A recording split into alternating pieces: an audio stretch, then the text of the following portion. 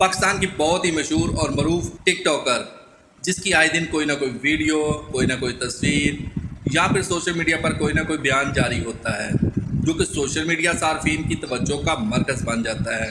Social media सार्फिन भी उसको बहुत ज़्यादा पसंद करते हैं। उस टिकटॉकर का नाम है रहीम शाह, और जोर जोर से बोलो, जिसने मौलाना फजलुर रहमान पर बहुत ही शर्मनाक इल्ज़ाम ऐद किया है।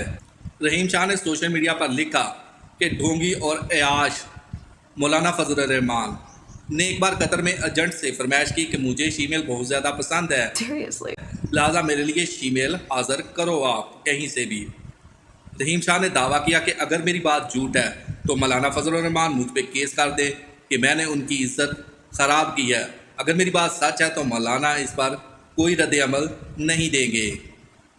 साथ ही उन्होंने रहीम शाह ने मौलाना फजलुर रहमान को टैग भी कर दिया।